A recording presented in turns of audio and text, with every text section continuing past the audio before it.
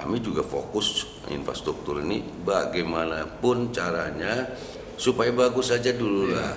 Pengangkutan sampah liar, terutama yang di pinggir-pinggir jalan raya. Semestinya jangan dibuat bendungan dulu. Harusnya normalisasi sungai. Normalisasi dulu.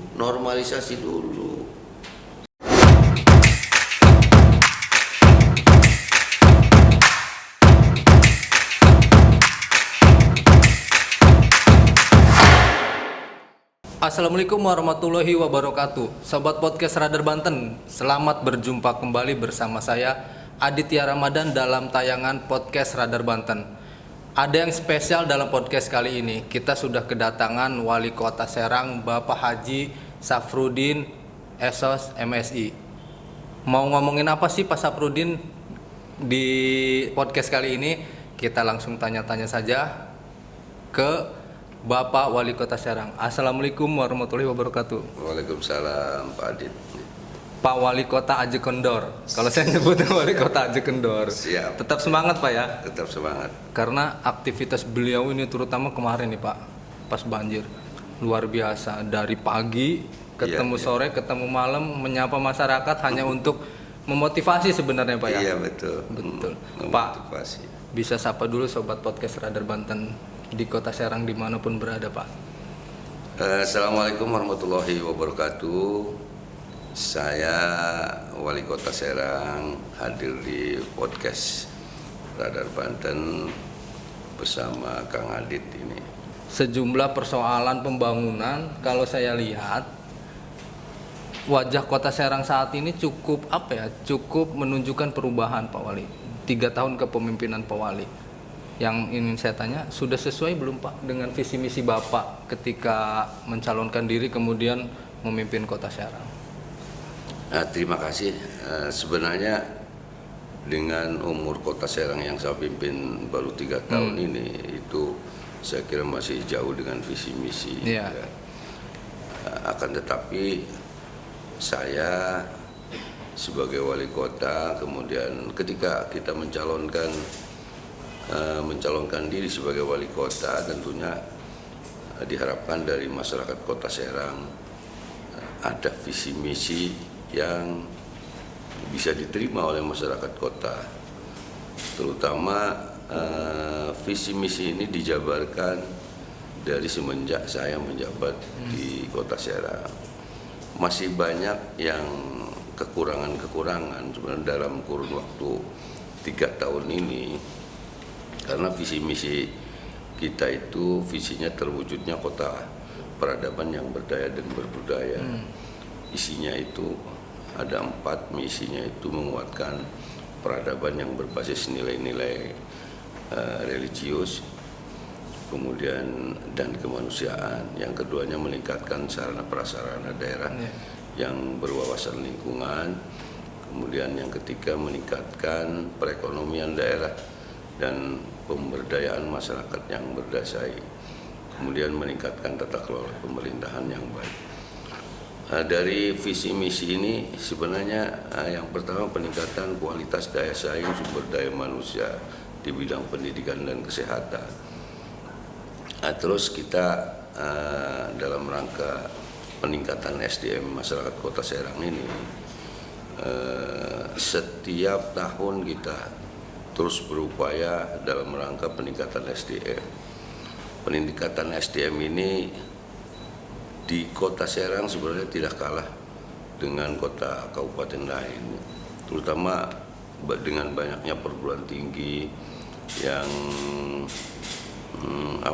mengajak kerjasama dengan Kota Serang. Kemudian juga ada beberapa perguruan tinggi yang memberikan CSR kepada Kota Serang untuk kepentingan masyarakat, menggratiskan gitu. Program peningkatan SDM itu apa Pak, dengan cara kerjasama itu dengan sejumlah perguruan tinggi? Iya, dengan cara kerjasama ini kita terutama SDM masyarakat yang ada beberapa perguruan tinggi yang menggratiskan ini untuk memicu masyarakat itu menyelesaikan S1-nya. Kemudian yang paling utama itu adalah SDM pemerintahan. SDM pemerintahan ini kan banyak juga yang masih SLTA, belum sarjana, PNS maksudnya Pak, di lingkungan PNS, baik PNS maupun P3K itu masih. Oleh karena itu, dengan adanya kerjasama dengan semua perguruan tinggi yang ada di Kota Serang, ini juga memicu PNS kita untuk kuliah gitu, menyelesaikan S1. Jadi prinsip saya SDM ini paling utama, karena maju mundurnya satu daerah itu tergantung SDM kita. Kemudian tidak pernah disebut negara maju kalau SDM-nya masih kurang mumpuni, termasuk juga daerah. Oleh karena itu dipicu kami ini untuk peningkatan SDM. Pak, itu kan tadi salah satu penjabaran dari 4 misi tadi itu ya. Nah, ada juga tadi menciptakan daerah yang berwawasan lingkungan. Sejak Bapak memimpin 3 tahun lalu, sepertinya yang digeber itu kan persoalan lingkungan nih Pak. Iya, persoalan sampah, penataan dalam hampir kurun waktu 6 bulan, sampah-sampah yang di jalan itu udah nggak ada tuh Pak. Iya, betul. Nah, itu apa masih menjadi concern Pak saat ini? Sebenarnya penataan lingkungan ini menjadi prioritas buat kami ya, terutama Kota Serang ini adalah sebuah ibu kota Provinsi Banten yang lahir di tahun 2007. Kemudian saya juga sebelum jadi wali kota itu menjadi kepala dinas, termasuk juga kepala dinas lingkungan hidup. Pada waktu itu betapa sulitnya kami waktu itu menjadi kepala dinas lingkungan hidup dengan sarana prasarana yang sangat minim sekali. Kami mendapat peninggalan atau penyerahan dari aset kabupaten itu terutama mobil-mobil yang sudah rusak. Ada 32 mobil yang hanya yang memadai itu. Mobil kontainer sampah maksudnya? Mobil-mobil pengangkut sampah itu. Bukan kontainer, pengangkut dump truck. Hanya 7 yang memadai itu sekota Serang. Kemudian penumpukan sampah di mana-mana, sampah liar itu termasuk juga di depan Radar Banten ini. Ya, ada penumpukan sampah. Malah di jalan-jalan raya. Jadi saya ketika terpilih menjadi wali kota, itu yang saya paling konsen pertama itu adalah pengangkutan sampah liar, terutama yang di pinggir-pinggir jalan raya. Kita selesaikan. Kemudian alhamdulillah juga sudah selesai.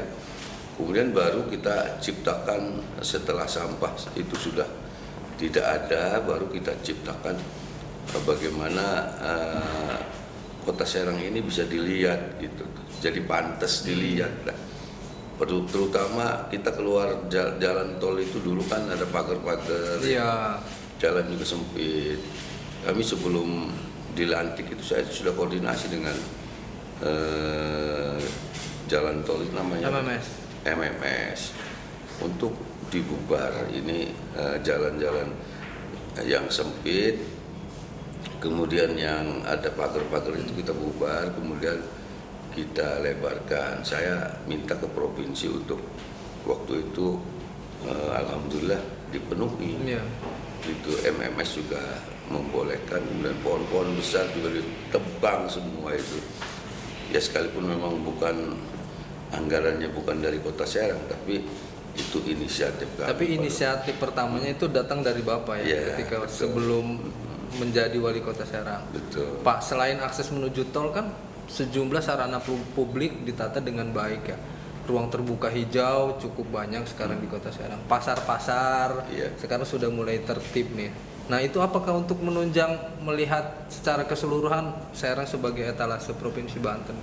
Sebenarnya di samping itu juga memicu masyarakat untuk sadar terhadap lingkungannya. Kami juga bukan itu saja, dalam rangka membersihkan lingkungan ini kami juga ada program Kampung Bersih Klan Aman. Kerjasama sama siapa itu Pak? Kerjasama dengan Radar Banten. Sudah berjalan berapa? 2 tahun Pak? 3 tahun. Sebenarnya itu juga untuk memicu masyarakat sadar lingkungan itulah, lingkungan bagaimana bersih, kemudian lingkungan bagaimana asri gitu, banyak tumbuh-tumbuhan, Nah, ini juga dipicu juga dari visi misi kami yang pada waktu itu untuk menciptakan ruang terbuka hijau di tiap kecamatan. Kita sekarang ini di kecamatan Tak-Takan sudah, Walentaka sudah, kemudian kecamatan Serang. Tinggal beberapa kecamatan yang belumnya, mudah-mudahan dengan adanya RTH, ruang terbuka hijau di tiap kecamatan, masyarakat kampung tidak harus lari ke alun-alun, gitu. Punya alun-alun sendiri yang kita ciptakan supaya masyarakat senang. Jadi banyak sarana untuk mereka menyalurkan olahraga, jalan-jalan gitu di situ, selfie. Itu meningkatkan kebahagiaan, indeks kebahagiaan hidup masyarakat. Iya, itu betul, Pak. betul. Iya. Pak, kalau dari sisi membangun masyarakat yang religius, Pak, tadi Bapak sebutkan ya, apa upayanya, Pak? Karena kalau kita ngelihat pembangunan pemerintah provinsi ke Banten Nama, bagaimanapun itu program pemerintah provinsi, tapi kan ada juga kawasan penunjang untuk kawasan Banten Nama. Nah, apakah Kota Serang juga punya Pak grand design untuk menunjang yang sudah dilakukan provinsi itu, Pak? Sebenarnya banyak. Kita di Kota Serang ini kan hanya dari perdagangan dan jasa, kemudian juga wisata religi. Jadi yang kita kembangkan itu wisata religinya ini yang untuk Kota Serang, terutama di kawasan Banten Lama itu sebenarnya punya kita gitu, punya Kota Serang itu yang dapat menghasilkan PAD yang sangat luar biasa kalau kita kelola juga dari wisata religi itu. Kemudian juga wisata religi tempat-tempat lain gitu. Kayak contohnya selain Banten Lama juga ada pemanya Kesultanan Maulana Yusuf atau yang lain banyak gitu. Jadi di sini kita sebutkan kalau penataan Masjid Agung Kota Serang itu masuk program pemerintah kota? Iya, masuk sekarang ini sebenarnya masuknya ke tahun kemarin. Hanya memang ada kesalahan coring pada waktu itu. Kita juga tahun ini kita anggarkan 19 juta lebih, hampir 20 miliar untuk penataan landscape depan dulu. Jadi supaya Masjid Agung ini terlihat dari jalan raya ya. Mungkin akan kita bongkar Islamic Center dulu supaya kelihatan, kemudian penataan di halamannya mudah-mudahan di angka 19, sekian ini masih bisa lah. Kemudian di tahun depan ini juga kita anggarkan. Jadi setiap tahun ini selama 3 tahun ini 60 miliar itu juga ya kaitannya dengan untuk memicu masyarakat Kota Serang yang religi. Kemudian di Kota Serang ini kan sudah terkenal, disebut orang ini 1.000.000 santri, 1.000 kiai. Jadi itu juga memicu masyarakat Kota Serang ini untuk terus membenahi karakter anak-anak kita di bidang keagamaan. Banyak sekali pondok pesantren yang ada di Kota Serang. Itu juga jadi perhatian masyarakat luar bahwa Kota Serang ini memang benar-benar kota yang religi. Berarti salah satu tujuannya juga untuk menciptakan wisata religi, bukan tidak mungkin Pak ya di kawasan Islamic Center nantinya gitu Pak? Iya, insya Allah kita ciptakan untuk wisata religi. Atau pembinaan religi tadi itu ya Pak? Di situ kan ada LPTQ mungkin? Iya, ada LPTQ, ada DMI, ada FSPP. Jadi di situ kita akan pusatkan organisasi keagamaan dan kita buatkan kantornya di situ semua. Kemudian ya dalam pusat pengembangan pembelajaran agama juga di situ kita akan ciptakan seperti itu. Iya, luar biasa sekali Pak Wali. Kalau berbicara urusan penataan pembangunan di Kota Serang, urusan infrastruktur jalan tidak juga lepas dari masyarakat. Mungkin banyak yang suka ngeluh jalan lingkungan mereka, kemudian terutama jalan lingkungan ya Pak ya di kelurahan, kecamatan. Nah itu terus concern juga dibenahin nggak sih Pak sama Poli? Ya sebenarnya di samping pendidikan, kesehatan, Karena kan salah satu urusan wajib juga ya pemerintah, infrastruktur, pendidikan, kesehatan, pelayanan dasar. Infrastruktur sebenarnya menjadi tujuan kita. Tujuan pemerintah Kota Serang itu harus bagus. Hanya memang kalau dibenturkan dengan APBD kita yang kecil, sebenarnya sekalipun 2 periode juga saya ini itu kalau tidak ditunjang dengan bantuan-bantuan keuangan provinsi atau pusat, atau tidak bisa mengambil keuangan pusat gitu atau provinsi, ini akan sulit. Sebab dana kita dengan jumlah penduduk 700.000 ini, APBD kita tidak akan menunjang umpamanya betonisasi dan lain sebagainya. Jadi sementara untuk penyelamatan, karena memang infrastruktur ini juga sebagai kunci untuk kesejahteraan masyarakat. Jadi kalau infrastrukturnya bagus, Perekonomian juga meningkat. Kemudian yang lain-lain juga ya tentu akan mengikuti gitu, baik pendidikan maupun yang lain gitu. Jadi kalau infrastrukturnya buruk, sudah otomatis kesejahteraan masyarakat, kemiskinan juga semakin banyak gitu di situ. Makanya kami juga fokus infrastruktur ini bagaimanapun caranya supaya bagus saja dulu lah. Artinya tidak harus dibetonisasi, umpamanya harus di hot mix gitu. Kalau tidak kuat peningkatan, kita pemeliharaan dulu. Yang penting lancar lah masyarakat kita. Tapi bantuan keuangan selama ini dari provinsi? Bantuan keuangan sebenarnya kayaknya jumlahnya makin mengecil aja. Jumlah yang diberikan ke pemerintah. Idealnya berapa sih Pak untuk Kota Serang? Sebenarnya idealnya itu harus minimal itu 75 miliar. 75 miliar. Ya, kalau ingin lebih itu karena ibu kota provinsi 100 miliar. Tahun ini dapat berapa? Tahun ini kita dapat 10 miliar. 10 miliar. 10 miliar, tahun kemarin itu 20 miliar, 25 miliar. Jadi terkecil dari tahun 2007 itu. Paling kecil itu paling tahun kecil ini ya tahun ini gitu dengan tahun kemarin. Biasanya minimal itu tahun 2000, kalau tidak salah 2020 itu 40 kita. Itu juga sudah kecil sebenarnya.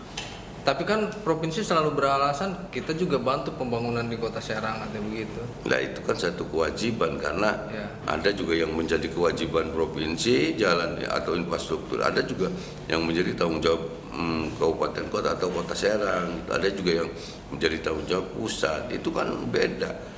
Jadi kalau tanggung jawab provinsi ya harus provinsi, sekalipun memang ada di Kota Serang.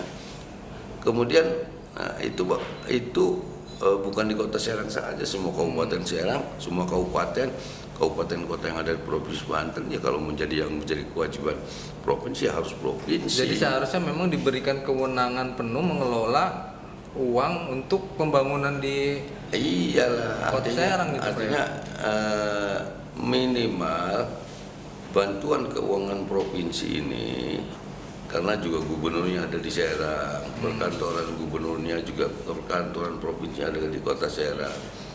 Ini harus dibedakan dengan yang lain. Jadi yang harus diutamakan itu infrastruktur Kota Serang. Itu sekalipun memang kita nggak diberikan uangnya, pembangunannya yang menjadi kewajiban atau tanggung jawab Kota Serang itu dikerjakan provinsi juga tidak apa-apa. Tidak jadi masalah. Yang penting sebagai ibu kota ini ada perhatian penuh. Kalau toh tahun depan misalkan dialokasikan 100 miliar untuk Kota Serang, mau dibuat apa Pak? Saya kira saya cenderung ke infrastruktur. Infrastruktur harus bagus dulu, bila perlu betonisasi. Jadi kalau dari 6 kecamatan itu Pak, mayoritas sudah bagus apa memang masih perlu pembangunan jalan baru atau perawatan aja? Jalan poros itu semuanya juga sudah secor, umpamanya Cipocok Walantaka, umpamanya Serang Taktaka, kemudian Kesemen, Serang itu sudah memang, tapi memang ada juga sebagian yang belum betonisasi. Ya kalau perhatian provinsi ini memadai, insya Allah jalan-jalan poros kecamatan ini akan saya betonisasi semua. Iya, Gitu. iya. Jadi kalau di kampung-kampung atau jalan poros desa itu tidak terlalu berat, sebab bisa peningkatan itu atau bisa perawatan. Berarti mayoritas masyarakat juga aspirasinya mungkin Pak ya melalui musrenbang itu ya persoalan jalan Pak ya. Persoalan jalan, Pak. Jadi kayak umpamanya tak-takan ke semen yang dari taman itu ke sampai ganteran itu juga sedang kita kepikirkan, mudah-mudahan tahun ini selesai. Ya sebenarnya tadi itu kalau umpamanya kita fokus juga ke infrastruktur jalan, kita habis uang, makanya Iya.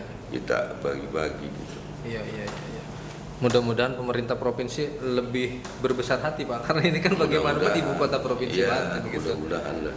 Pak, berbicara kewenangan provinsi dan kota Serang Pak, kemarin kan baru-baru ini musibah terjadi Pak, banjir di kota Serang. Penanganannya Pak Wali begitu gerak cepat lah kalau pemerintah kota Serang, karena bagaimanapun warganya yang terdampak langsung. Tapi ini kan ada kewenangan-kewenangan lain Pak, ada kewenangan pemerintah pusat, kemudian pemerintah provinsi. Nah sejauh ini menurut Bapak dari musibah kemarin terjadi itu sudah dilakukan langkah apa Pak, baik pemerintah pusat misalkan ataupun pemerintah provinsi, karena kan bagaimanapun kemarin itu penyebabnya sebenarnya Pak Wali juga sudah ketika itu terjadi gara-gara bendungan Sindang Heula, tapi ternyata langkah penanganannya belum cukup masif juga terjadi. Nah menurut Pak Wali itu gimana Pak? Sebenarnya gini, ya kalau menurut saya banjir yang kemarin tanggal 1 itu beda dengan banjir-banjir sebelumnya. Ya. Karena banjir sebelumnya itu hanya 60 cm, kalau sekarang itu sampai 5 meter. Saya meyakini banjir ini karena Sindang Heula. Karena sebelum ada Sindang Heula tidak pernah banjir seperti itu. Kemudian setelah kami lihat ke sana, kami juga diundang provinsi, ternyata memang benar Sindang Heula itu baru bisa menampung, belum bisa difungsikan. Fungsinya Sindang Heula itu setelah tahu fungsinya itu untuk mengairi, untuk membantu pengairan Tangerang Raya, Suplai air bersih, Cilegon. suplai air bersih itu Kabupaten Serang, Kota Serang. Sekarang satu kabupaten kota pun belum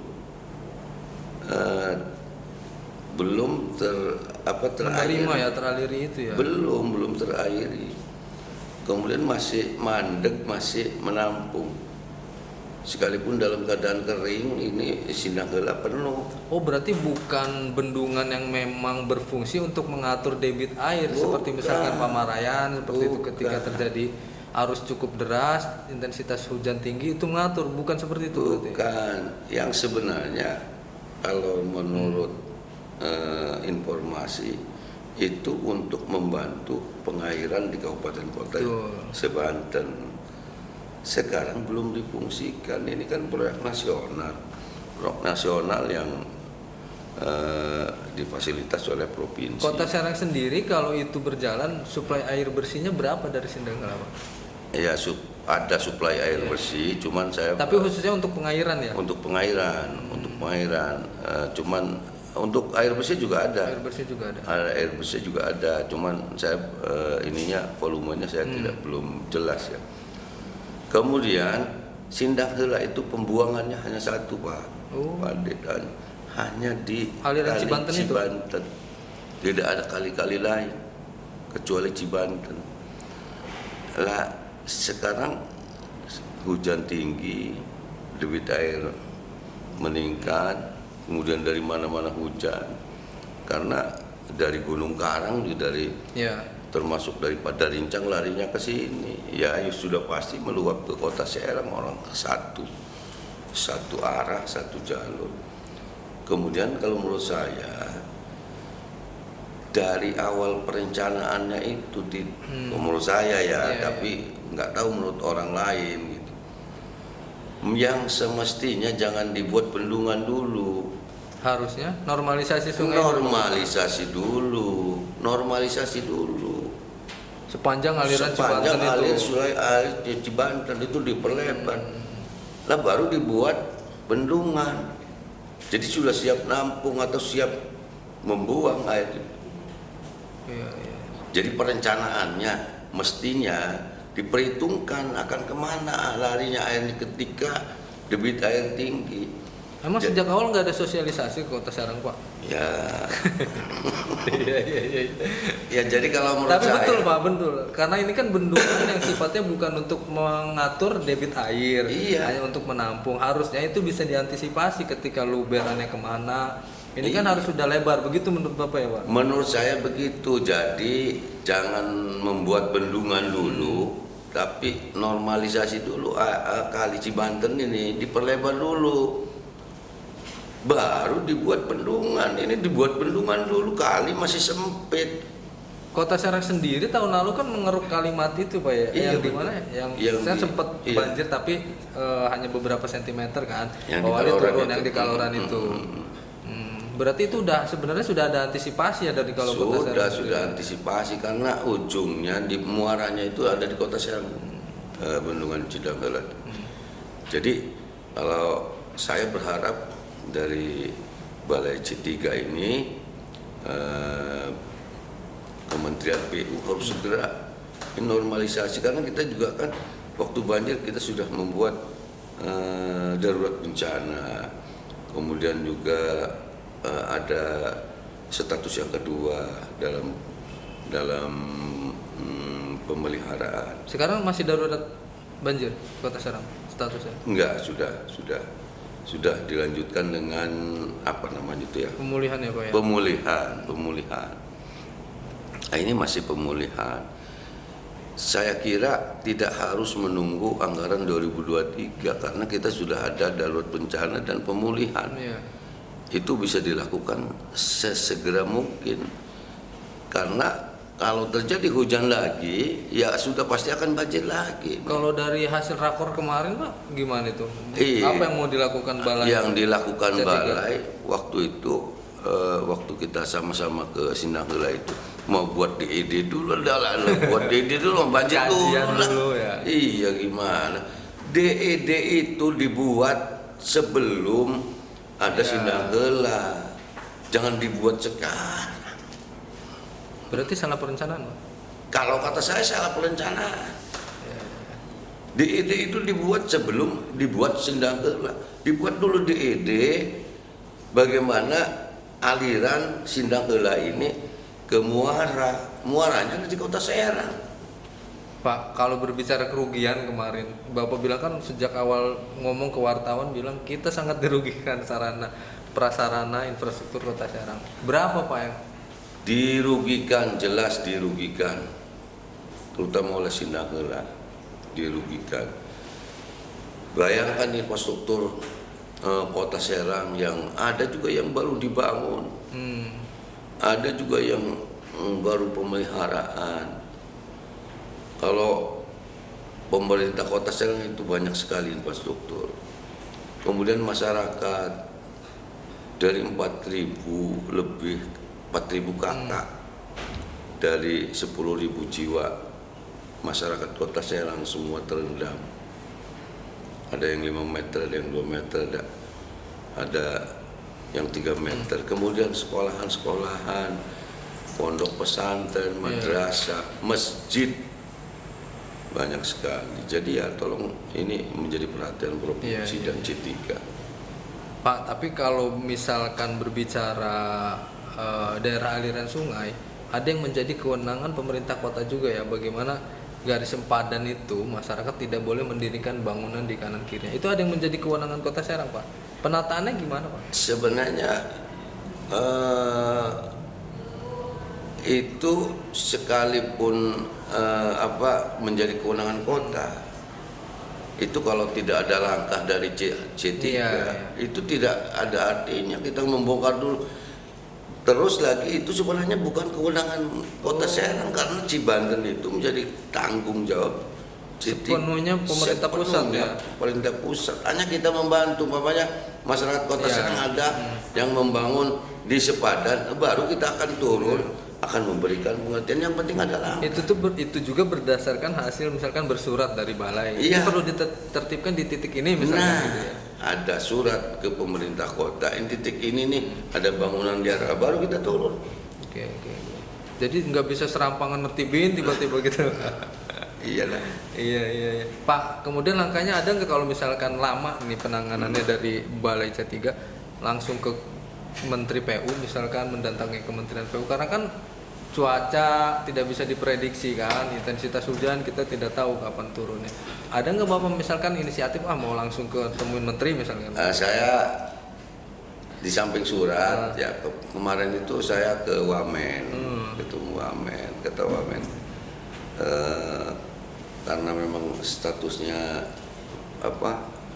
tanggap darurat dan pemulihan ini bisa dilakukan secepatnya oleh C3, panggil aja C3-nya. Iya. Itu nanti saya belum panggil ini C3-nya bahwa saya sudah ketemu Wamen.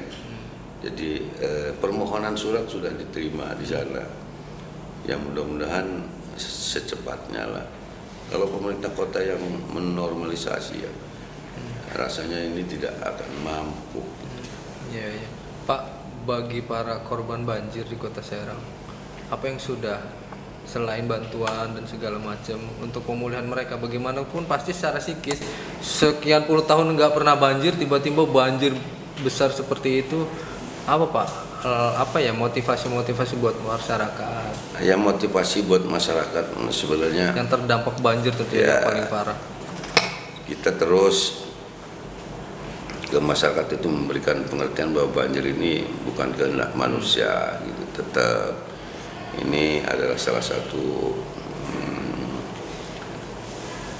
ketukan Allah kepada kita gitu sebenarnya, untuk menjadi pelajaran. Tapi lagi-lagi masyarakat itu kan trauma, barangkali nanti akan terjadi lagi seperti ini. Jadi kalau seperti itu kan sulit saya juga akan memberikan pengertiannya ya. Hanya bisa menenangkan hati masyarakat itu dengan sabar, ini ujian. Insya Allah di balik ujian ini di balik kesusahan pasti ada kesenangan.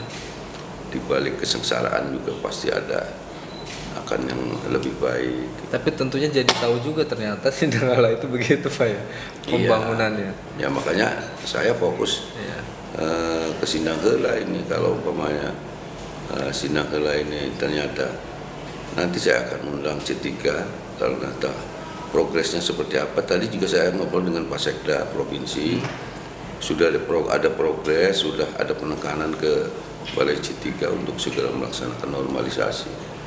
Ya mudah-mudahan lah. Kemudian selama ini bantuan-bantuan ke masyarakat sebenarnya kalau dibilang cukup belum ya, karena memang tiap hari terus, tapi stok kita masih banyak. Apa Pak bisa disampaikan mungkin nanti sobat podcast Radar Banten yang dengar, yang mungkin memiliki jaringan yang untuk bisa membantu di Kota Serang, masih dibutuhkan masyarakat Pak? Ya sebenarnya masih butuh masyarakat. Masyarakat itu kan bukan sampai hari ini saja makan, minum, pakaian gitu. Iya. Sampai mungkin sebulan ke depan gitu, karena memang kalau nggak salah perencanaan pemulihannya 60 hari Pak ya? Iya, 60 hari. 60 hari itu dalam kurun waktu 60 hari ini kita harus pakai makan, terus ada dapur umum. Sedikit demi sedikit lah. Kalau setiap hari memang agak berkurang. Tapi ya semuanya ya tetap kita harus bantu. Kemudian yang keduanya dari sisi administrasi banyak yang terbawa air, kayak ijazah, KTP dan lain sebagainya, dokumen-dokumen penting itu juga harus kita bantu. Ketiganya juga dari sisi kesehatan, masyarakat habis terkena banjir kan nggak sehat. ada yang gatel, ada yang ini, ada yang itu. Itu juga menjadi tanggung jawab kami, menjadi tanggung jawab pemerintah untuk diselesaikan, diurus masyarakat dan tanpa ada harus mengeluarkan biaya. Oke, terima kasih Pak Saprudin. Itu dia sedikit harapan Pak Saprudin ya ketika pemulihan pasca banjir kepada masyarakat. Semoga bencana yang menimpa Kota Serang ini Pak tidak terulang lagi. Ya. Kemudian sejumlah pihak, pemerintah pusat, pemerintah provinsi dapat mampu menangani dengan baik. Silakan Pak diminum dulu Ya, Pak. minum dulu.